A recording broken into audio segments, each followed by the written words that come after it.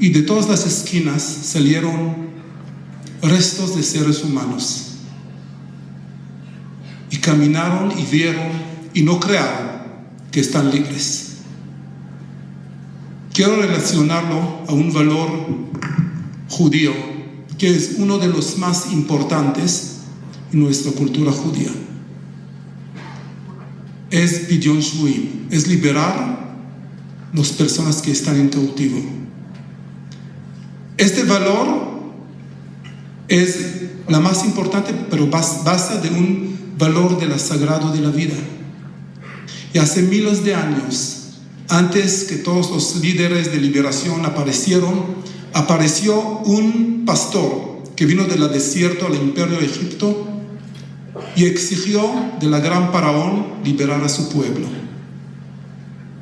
Hoy, como pueblo, exigimos y pedimos la misma cosa: liberar los israelíes se están en la mano de los Hamas.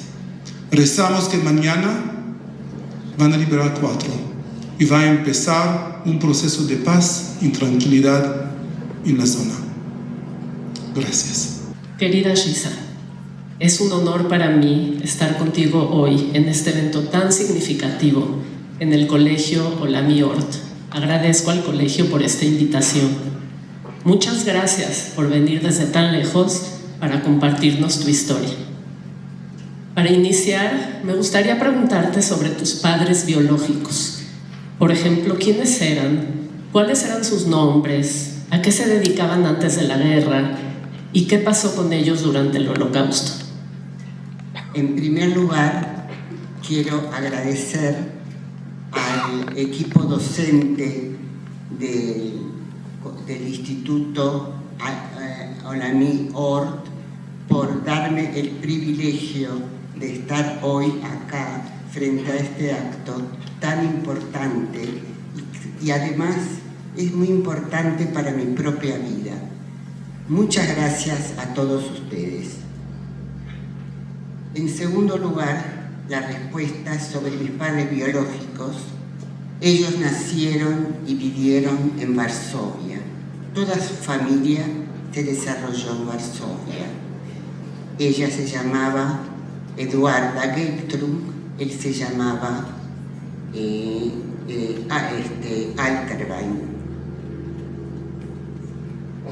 Era un matrimonio muy joven cuando empezó la guerra y su vida fue desgraciadamente familiar muy corta, y cuando los nazis invadieron Polonia y crearon el llamado gueto de Varsovia, fueron trasladados inmediatamente adentro de esos muros.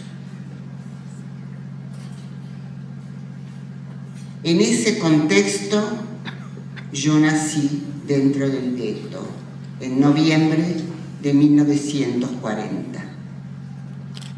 ¿Y qué pasó con tus padres?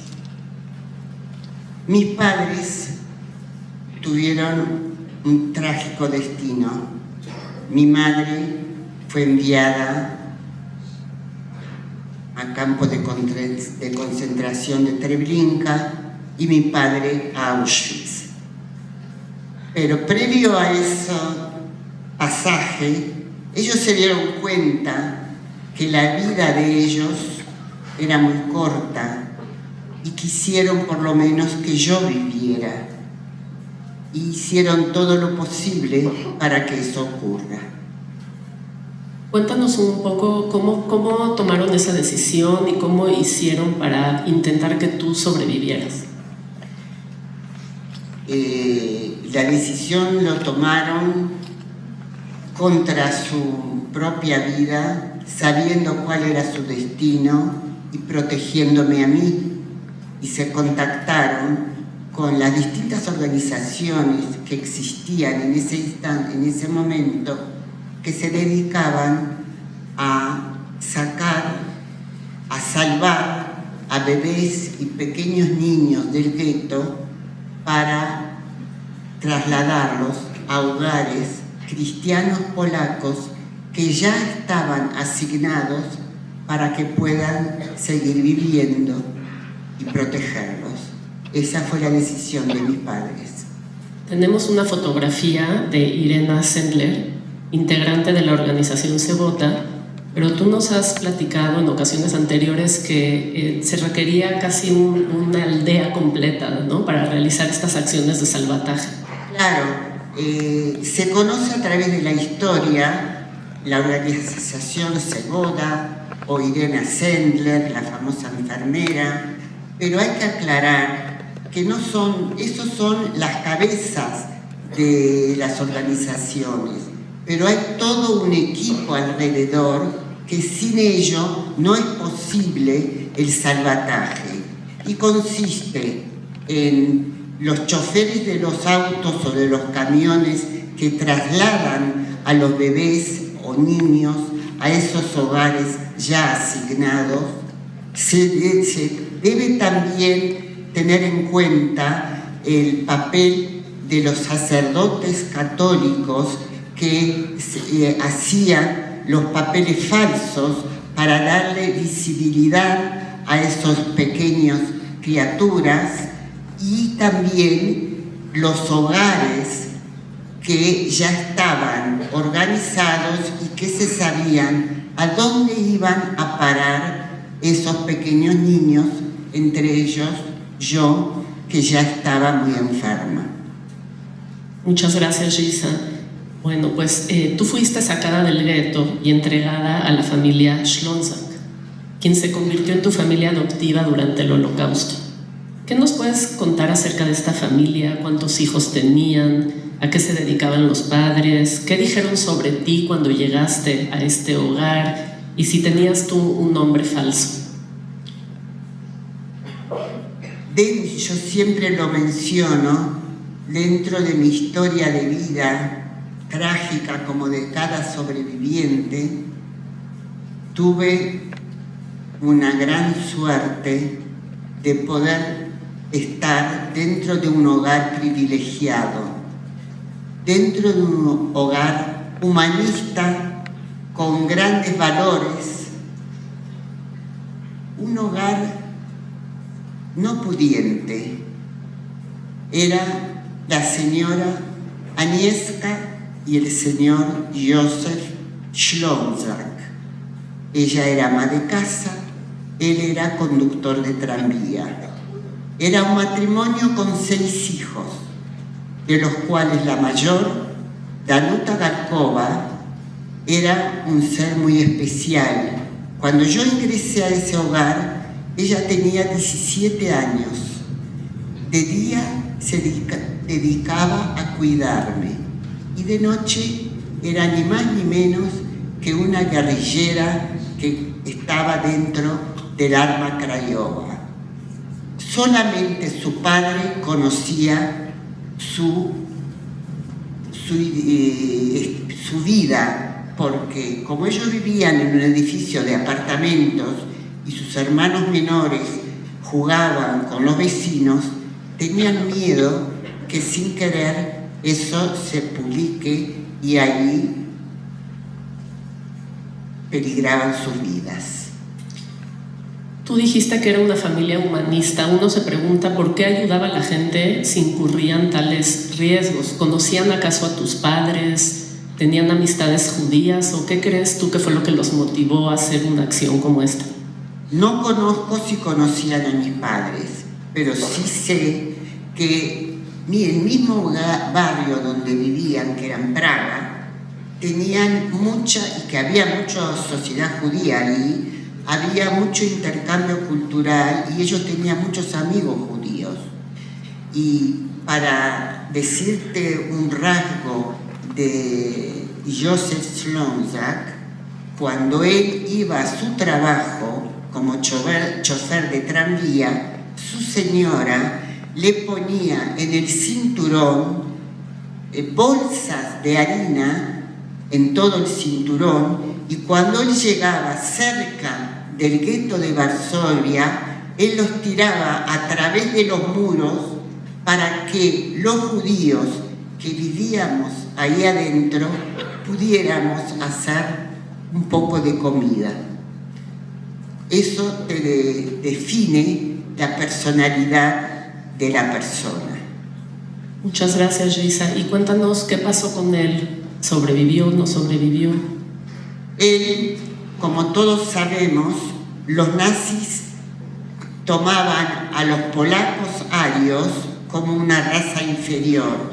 Y era muy común que durante la noche o durante el día hacían razias y llevaban a toda la gente que encontraban en la calle. En una de esas razias, desgraciadamente, se llevaron a mi padre adoptivo, del cual nunca más volvió. Después nos enteramos que fue llevado al campo de concentración de Flossenbürg, donde a los 15 días falleció por los trabajos pesados. Gracias, Gisa. Cuando eras aún muy pequeña y no sabías dónde estaba tu padre porque se lo habían llevado, como ahora nos relataste, y no volvió a casa, le escribiste una carta muy dulce y conmovedora. Tú eras muy pequeñita. Vamos a verla en este video. Querido papá, ¿cuándo vas a venir a casa? Tu hija te extraña mucho. Toda nuestra familia llora para que tú, papito, regreses. Papito mío, querido, volvé lo más rápido que puedas. Te manda besos toda la familia y tu chiquita.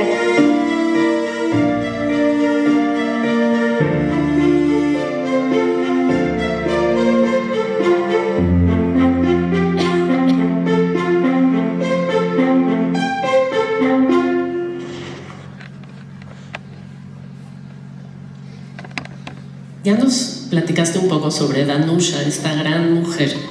Sin embargo, me gustaría preguntarte un poco más, lo que luego te contaron, por supuesto, pero ¿qué hacías con ella? ¿Cómo te cuidaba? ¿O algo más que tú quisieras decir acerca de Danusha? Hay que mencionar que esta era una familia polaca católica. Danuta Galkova, más comúnmente llamada Danusha, fue mi hermana mayor, pero más que eso, fue una heroína nacional polaca. Fue un espejo para mi vida. Ella luchó, de día ella me cuidaba y de noche luchaba. Al principio, como tenía 17 años, solo le permitieron hacer el trabajo de enfermería en el frente. Después, cuando ya fue mayor de 18 años, ya empuñó las armas y luchó en la resistencia polaca contra los nazis. Y además tenía muchos amigos judíos y era amiga de Ari Wilner, de los muchachos de Mordejai Agilevich. Se intercambiaban armas por debajo de las cloacas y eran para mí un ser único y bien valorado por Polonia, bien homenajeado como heroína nacional, a quien yo admiro, y en general a toda su familia, desde mis padres adoptivos, o sea, sus padres, hasta sus hijos y sus nietos. Es una familia que cualquiera de los presentes quisieran que fuera su familia biológica. Muchas gracias, Gisa. En el siguiente video, Danusha habla sobre lo que recuerda de ti cuando vivías con ella. Vamos a verlo. Tak, ja z nią chodziłam na spacery, na sanki. I ona normalnie żyła tak jak moje młodsze rodzeństwo. Także w ogóle dla otoczenia, dla sąsiadów to była normalna rzecz. No jest dziecko, które wychodzi na spacer, bawi się, jak jest śnieg, to chodzi na sanki, to znaczy jest wożona sankami. Także to było normalne życie, to nie było ukrywanie dziecka.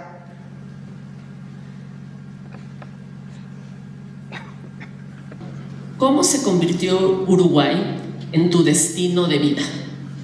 En primer lugar, quiero hacer mención a las distintas formas en que los judíos estuvimos escondidos en la guerra.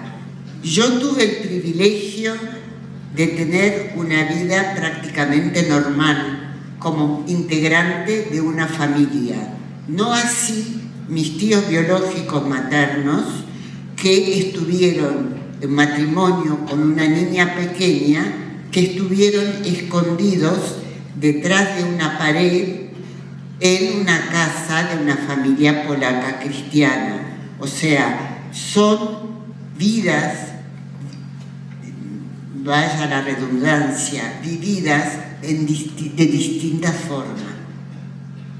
Ahora, mi llegada al Uruguay se dio por lo siguiente.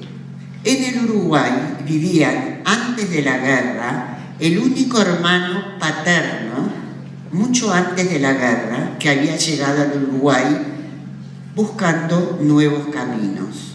Por el otro lado, vivía familia de mi parte materna. Por lo tanto, teníamos dos opciones: ir al Uruguay o ir a Australia, donde parte de mi familia política vivió o se trasladó después de la guerra a Australia. El destino fue Uruguay, con un intervalo de casi un año viviendo en París. En el 47, el 10 de noviembre del 47, desembarcamos vía Marsella en el barco Campana en el Uruguay. Muchísimas gracias, Risa. Y bueno, dicen que todo comienzo es difícil. ¿Cómo fue tu vida la llegada en Uruguay? Tenías apenas cerca de 7 años. Justo cumplí 7 años cuando llegué al Uruguay.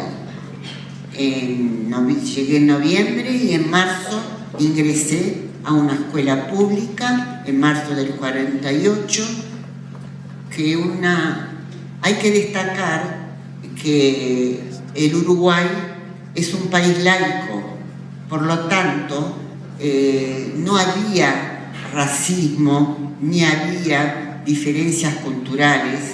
Era gracias a esa época del gobierno gallista que lo definió de esa manera, y éramos todos iguales. En la misma escuela, en el mismo salón, éramos sobrevivientes, hijos de cantantes famosos, escultores famosos, políticos, cancilleres. Éramos todos iguales, era una mezcla de todos. Y eso para mí fueron los mejores años de mi llegada al Uruguay. Y esta prima tuya que se volvió como una hermana, tú desarrollaste una conexión especial con ella, ¿no es cierto? En el seno de tu familia, digamos ahora de tus tíos, estás en un nuevo hogar. Claro. Y esta prima... Es muy difícil para mí poder vivir, poder internarme en mi mente, porque fíjate que yo me sacaron de mis padres biológicos. Fui a parar a un segundo hogar cristiano que me trató muy bien durante 5 años y medio. Después de ahí me arrancaron de ese hogar y fui a parar a otro hogar que era parte de mi familia biológica, que eran mis tíos maternos. O sea, es muy difícil para un ser humano tantos cambios en la mente y poder asumirlos, poder vivirlos. Lo que sí sabía ya que era huérfana, eso lo tenía claro. Tenía fotos de mis padres biológicos, pero nada más. Ahora que mencionas eso, quería yo preguntarte si durante tu estancia en el Uruguay tus tíos te contaron sobre tu pasado, si acaso susurraban entre ellos o había silencio en la casa. Mira, la mayoría de los sobrevivientes, y nosotros no somos la excepción, callábamos, no hablábamos, no queríamos hablar del pasado. Y desgraciadamente muchos sobrevivientes se fueron de este mundo sin que su familia conozca su historia. ¿Y cómo te sentías tú al no poder hablar de estas cosas? Yo no quería hablar, no quería saber de mi pasado, no tenía como un bloqueo en mi cabeza que me impedía querer saber mi propia historia. Quería vivir el presente y qué me deparaba el futuro, pero ya más del pasado no quería saber. Gracias, Gisa. Después de varios años, y bueno, ya en tu juventud, conociste a quien sería tu esposo, Isaac, y tuviste 2 hijas. ¿Nos puedes contar un poco acerca de cómo formaste tu familia? Tuve la suerte de encontrar un gran compañero en mi vida, uruguayo, de familia judía, cuyos padres también habían sido sobrevivientes de la Primera Guerra Mundial y llegaron al Uruguay muchos años antes. Durante 65 años fue mi compañero de vida. Gracias a él tuve 2 hermosas hijas, formé una hermosa familia, me dio el apoyo intelectual y emocional al cual yo carecía, porque la mayoría de los sobrevivientes somos muy para adentro, no expresamos nuestros sentimientos. Y así fue cuando nació mi primer hija. Hay que ponerle un nombre. Y a mí se me ocurrió Estefanía. Mi esposo me dice, Estefanía no es un nombre uruguayo, no tiene nada que ver con el Uruguay. ¿Pero por qué quieres ponerle este nombre? No sé, me gusta, pero no me preguntes por qué, porque no sé. La historia después demostró en el futuro que mis papeles falsos en la casa de esa familia Schlonzak, yo me llamaba Stefania Jinkoviak. Eso nunca lo supe hasta el reencuentro en el 2008 con la familia de Danusia. Muchas gracias, Gisa. Ahora vamos a llegar a ese momento del reencuentro tan emocionante. Pero antes, bueno, dices que tú no hablabas y no preguntabas. Sin embargo, hubo un momento en tu vida en el que hablaste. ¿Nos puedes contar cómo fue ese momento para ti? Yo durante muchísimos años no hablé, repito, al igual que la mayoría de los sobrevivientes. Un día, un productor uruguayo hizo un documental sobre los sobrevivientes de Treblinka y ahí estuvieron presentes los sobrevivientes de Treblinka que estaban vivos en el Uruguay. Obvio, eran todos prácticamente de la misma generación. Sus historias de vida eran similares, pero él sabía que yo en mi pasado, mi madre había fallecido en Treblinka. Entonces me pidió que yo formara parte de esa producción. Después de un tiempo de mi negación desde el principio, porque yo no hablaba, yo no quería hablar, hasta el final me convenció y fui parte de ese documental. Y el interés de él era, porque yo en ese entonces era una bebé, por lo tanto mi historia era muy diferente a la historia de todos los sobrevivientes presentes de Treblinka, y por lo tanto era un plus que le daban al documental. Luego de muchos años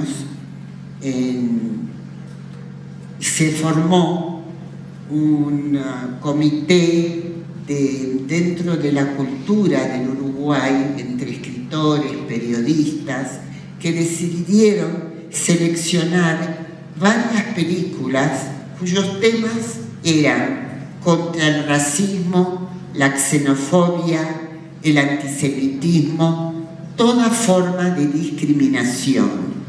Y veo en el programa que me llega a mi casa que una de las películas elegidas es esa, a pesar de Treblinka, que fue galardonada en el Uruguay. Yo veo el programa y le digo a mi esposo, quiero ir. Y esa película se iba a proyectar en una hermosa iglesia que yo nunca había entrado y que era una edificación preciosa que me impactó muchísimo.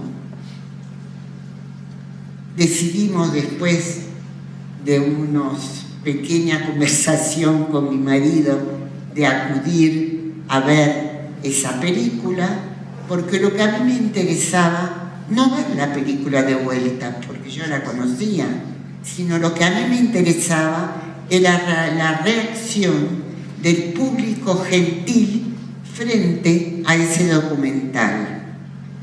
Llegamos a la sala llena, nos sentamos mezclados entre el público, y cuando se va a proyectar la película, el proyector se rompió y la película no se pudo proyectar. Los organizadores del evento vieron que entre el público estaba yo presente y me pidieron que suba a hablar sobre la película. Yo no hablaba. Para mí fue muy duro, después de mucho forcejeo, subir a un escenario como este, frente a un público como este, y hablar. Y yo ya era una adulta.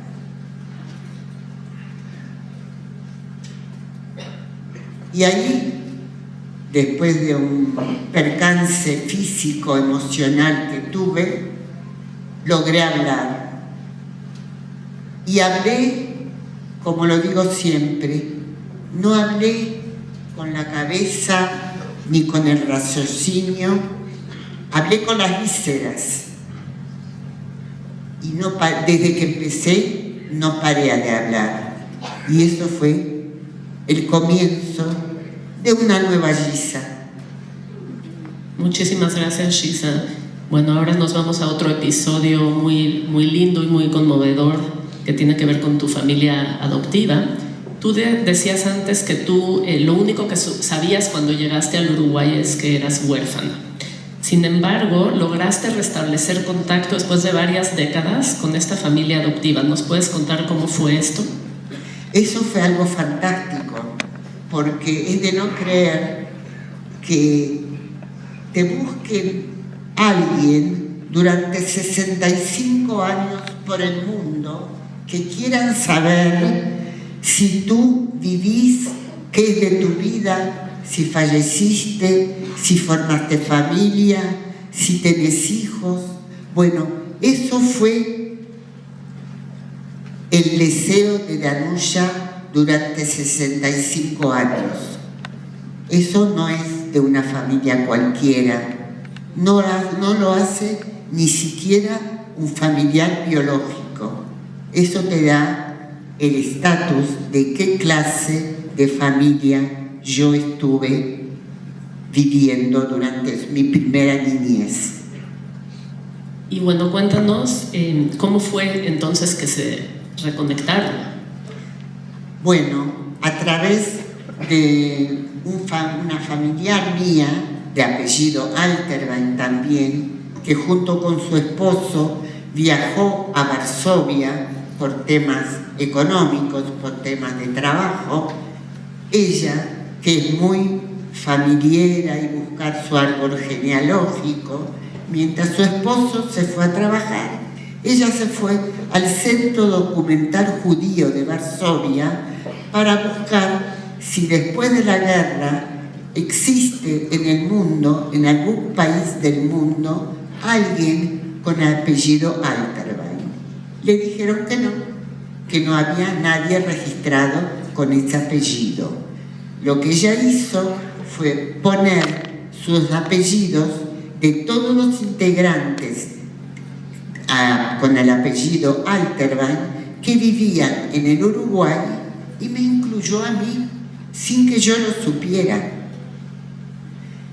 Por el otro lado, Danusha, que ya era una adulta mayor, le dijo a su familia: mi vida la tengo resuelta, pero hay un cabo que todavía no lo terminé de cerrar. No sé qué pasó con Stefcha, no sé qué es de la vida de ella, porque las cartas que yo le mandé durante 65 años nunca me fueron contestadas. Esas cartas yo nunca las recibí. Entonces, Yolka, una hija de Danusha, fue al Centro Documental Judío de Varsovia para preguntar si sabían de la existencia de Gisela Bellisa Alterbein. Y le dijeron que sí, que habían pasado familiares y habían dejado sus nombres y sus direcciones en el Uruguay. Y de esta manera se produjo a través del Centro Documental Judío el contacto con Danusha. Un encuentro muy emotivo entre tú, Danusha, la familia de Danusha, tu esposo. Cuéntanos sobre ese momento y qué significó para ti. Para mí fue un shock emocional muy grande, porque en un segundo se me vino en presente todo mi pasado que yo desconocía, que nunca quise conocer, y me apareció mi verdadera historia. Y el temor mío, que siempre lo tenía dentro, era que yo no quería saber del pasado. Y en el primer contacto telefónico con Danusha, cuando ella me dijo: querida mía, ¿cuándo te voy a tener en mis brazos para abrazarte y besarte cuando eras chiquita? Y mi respuesta fue: yo no quiero viajar a Polonia, allá la gente es mala. Y ella con su sabiduría me contestó: querida mía, gente buena y mala hay en todas partes del mundo. Bueno, pues ya encaminándonos hacia el final de esta entrevista, yo tenía dos preguntas para ti. Sin embargo, tú nos has pedido que te demos oportunidad de hablar libremente sobre algo que tú quieres compartirle a la audiencia. Entonces, adelante. Hace muchos años, en un acto de Yad Vashem, de Yom HaShoah, yo escuché unas palabras, unas frases que me grabaron y que después del fatídico 7 de octubre son plenamente actuales. Y esas fueron las palabras: lo opuesto al bien no es el mal, es la indiferencia. Lo opuesto a la vida no es la muerte, es la indiferencia. Y yo tengo un sueño. Mi sueño, ver un mundo mejor, un mundo sin guerras, sin terrorismo, de paz, que las personas que estén comunicadas en paz en alegría, que sean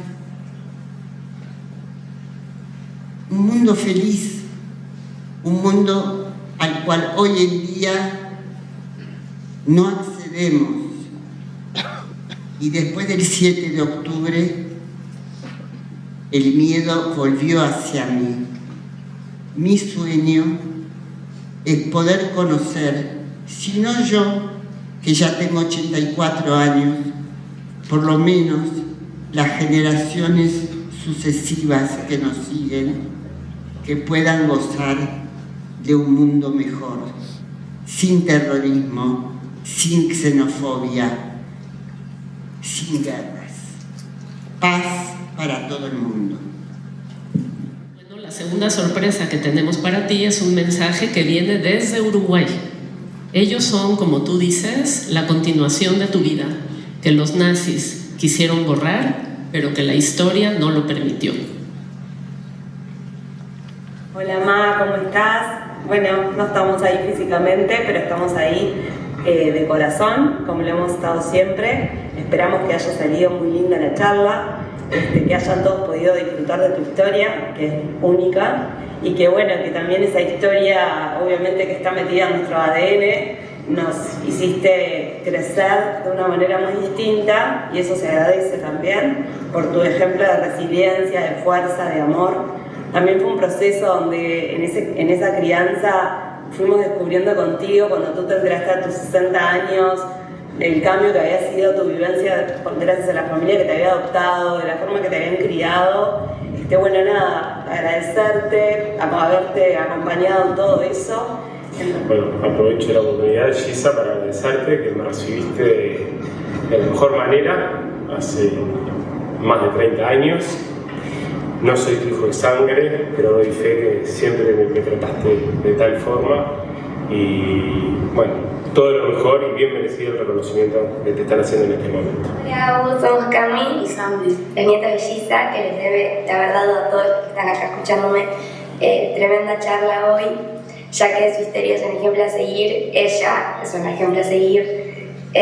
Estamos muy orgullosos de todo lo que lograste, hasta dónde llegaste, lo fuerte que sos como persona, y nada, realmente agradecerte todo lo que haces por nosotros, que estamos más que orgullosos de vos. Y bueno, Santi, a ver, habla un poco. Sobre el sillón de la muerte, lo más importante. Siempre después de un partido hablo con vos para mirar el partido de todo y terminamos charlando de cualquier cosa. Sos re buena abuela y te queremos mucho. Te queremos mucho, mucho, mucho, Abu, y espero que hayas aprovechado esta oportunidad de contar tu historia porque es única. Y nada, esperemos que a la vuelta te veamos ya pronto. Te queremos mucho.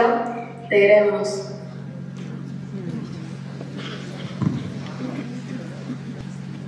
Por todos aquellos que, como los padres de la señora Gisa, no lograron sobrevivir.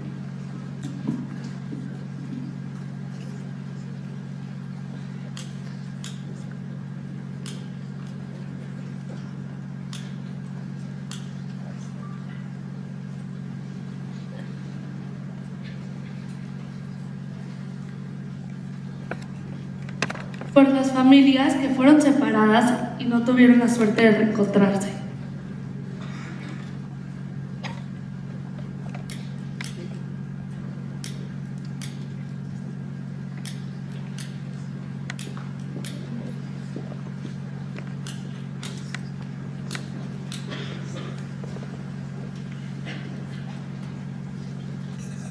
Por todos los justos entre las naciones, como la señora Danusha y sus padres que lograron salvar vidas judías.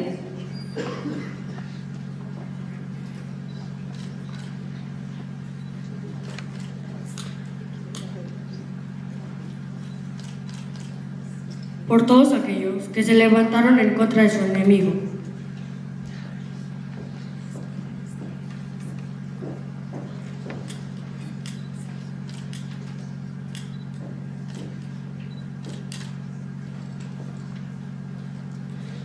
Invitamos a Débora Goldfarb, hija de la señora Gisa. Por las próximas generaciones, que son y seguirán siendo guardianes de la memoria del Holocausto.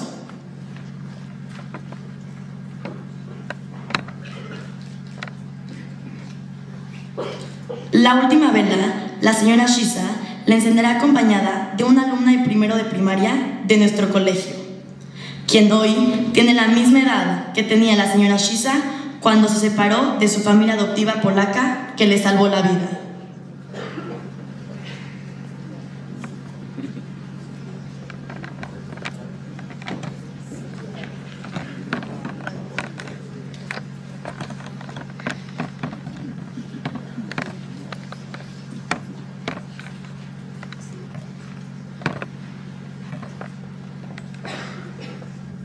Por todos los niños y niñas que, como la señora Shisa, perdieron a sus padres, pero tuvieron el coraje y la resiliencia para rehacer sus vidas.